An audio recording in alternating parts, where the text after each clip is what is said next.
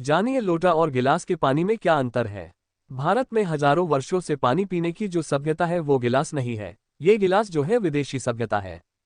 गिलास भारत की संस्कृति का हिस्सा नहीं है, गिलास यूरोप से आया और यूरोप में पुर्तगाल से आया था। ये पुर्तगाली जब से भारत देश में घुसे थे तब से गिलास में हम फंस गए। गिलास अपना नहीं है, अपना लोटा है और लोटा कभी भी एकरेखीय नहीं होता है। इस बारे में वागभट जी कहते हैं कि जो बर्तन एकरेखीय है उनका त्याग कीजिए, वो काम के नहीं है। इसलिए गिलास का पानी पीना स्वास्थ्य के लिए हानिकारक माना जाता, लोटे का पानी पीना अच्छा माना जाता है। इस वीडियो में हम गिलास और लोटा के पानी पर चर्चा करेंगे और दोनों में अंतर बताएंगे। फर्क सीधा सा ये है कि आपको सबको पता ही है कि पानी को जहां भी धारण किया जाए उसमें वैसे ही गुण आ जाते हैं। पानी का अपना कोई गुण नहीं होता है, जिसमें डाल दो उसी के गुण आ जाते हैं। दही में मिला दो तो छाछ बन गया, तो वो दही के गुण ले लेगा। दूध में मिलाया तो दूध का गुण, लोटे में पानी अगर रखा तो बर्तन का गुण आएगा। अब लोटा गोल है तो वो उसी का गुण धारण कर लेगा। और अगर थोड़ा भी गणित आप समझते हैं तो हर गोल चीज का सरफेस टेंशन कम रहता है, क्योंकि सरफेस एरिया कम होता है तो सरफेस टेंशन कम होगा। तो सरफेस टेंशन कम है तो हर उस चीज का सरफेस टेंशन कम होगा और स्वास्थ्य की दृष्टि से कम सरफेस टेंशन वाली चीज ही आपके लिए लाभदायक है। अगर ज्यादा सरफेस टेंशन वाली चीज आप पिएंगे तो बहुत तकलीफ देने वाला है, क्योंकि उसमें शरीर को तकलीफ देने वाला एक्स्ट्रा प्रेशर आता है। गिलास और लोटा के पानी में अंतर। गिलास के पानी और लोटे के पानी में जमीन आसमान का अंतर है।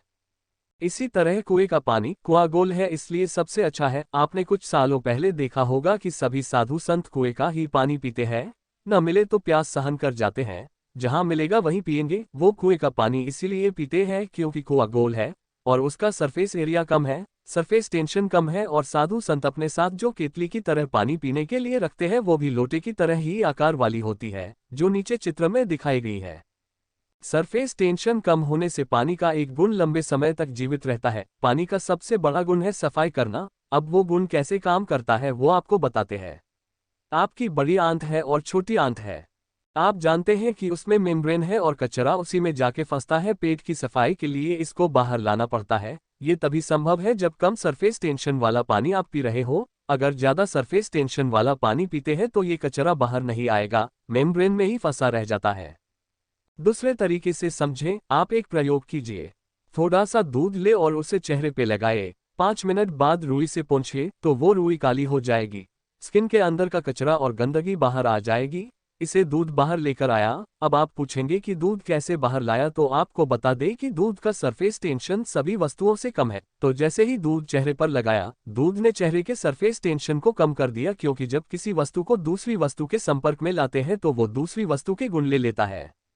इस प्रयोग में दूध ने स्किन का सरफेस टेंशन कम किया और त्वचा थोड़ी सी खुल गई, और त्वचा खुली तो अंदर का कचरा बाहर निकल गया। यही क्रिया लोटे का पानी पेट में करता है। आपने पेट में पानी डाला तो बड़ी आंत और छोटी आंत का सरफेस टेंशन कम हुआ और वो खुल गई, और खुली तो सारा कचरा उसमें से बाहर आ गया, जिससे आपकी आंत बिल्कुल साफ हो गई। अब इसके विपरीत अगर आप गिलास का हाई सरफेस टेंशन का पानी पिएंगे तो आंतें सिकुड़ेंगी, क्योंकि तनाव बढ़ेगा और तनाव बढ़ते समय चीजें सिकुड़ती है, तनाव कम होते समय चीज खुलती है। अब तनाव बढ़ेगा तो सारा कचरा अंदर जमा हो जाएगा और वो ही कचरा भगंदर, बवासीर, मूलव्याध जैसी सिनकोपेट की बीमारियां उत्पन्न करेगा।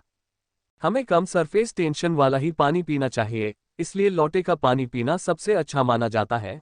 गोल कुएं का पानी है तो बहुत अच्छा है। गोल तालाब का पानी, पोखर अगर खोल हो तो उसका पानी बहुत अच्छा। नदियों के पानी से कुएं का पानी अधिक अच्छा होता है, क्योंकि नदी में गोल कुछ भी नहीं है, वो सिर्फ लंबी है। उसमें पानी का फ्लो होता रहता है। नदी का पानी हाई सरफेस टेंशन वाला होता है और नदी से भी ज्यादा खराब पानी समुद्र का होता है, उसका सरफेस टेंशन सबसे अधिक होता है।